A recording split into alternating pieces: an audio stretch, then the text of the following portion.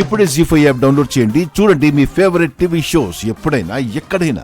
అయితే మాత్రం అనన్యని శరణ్యతో పాటు సమానంగానే పెంచాం కదా. అనన్యని మన పెద్ద కూతురనే అనుకుంటున్నాం కదా. అది మనం పెంచిన మమకారం గీత. అయినా కాంచన ఈ విషయం అనన్యకి చెప్పడానికి ముందే మనమే చెప్పేస్తే బెటర్ అనిపిస్తుంది.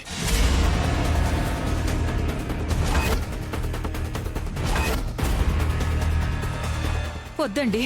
అది కాదు గీత, మనం చెప్పకుండా కాంచన ద్వారా ఈ విషయం తెలిసింది అంటే కాంచనని ఈ విషయం తనకు చెప్పకుండా నేను కంట్రోల్ చేస్తానండి. త్వరలో శరణ్య పెళ్లి కూడా ఉంది. ఈ సమయంలో తనకి విషయం చెప్తే తను ఎలా రియాక్ట్ అవుతుందో తెలీదు. అది ఎవరికీ మంచిది కాదు.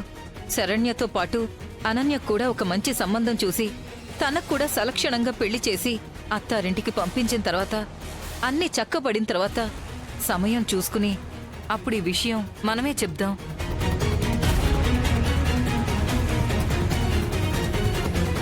అంతవరకు ఈ విషయం ఎట్టి పరిస్థితుల్లోనూ అనన్యకు చెప్పొద్దు.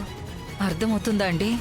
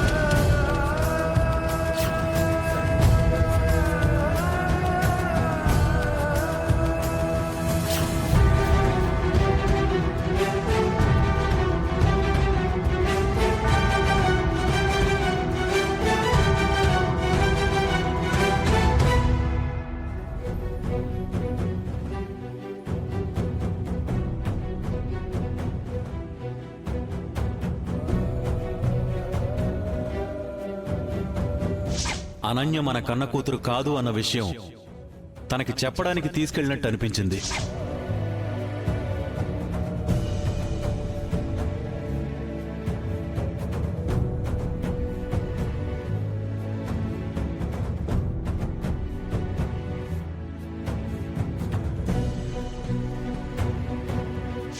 అనన్య నిజంగానే మన కన్నబిడ్డ కాదు కదా.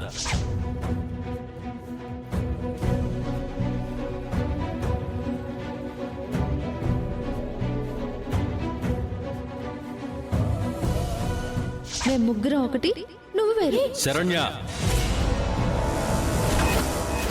ఎందుకంత సడన్ గా అంత సీరియస్ అయ్యారు? మనం అందరం ఒక్కటే, అంతే.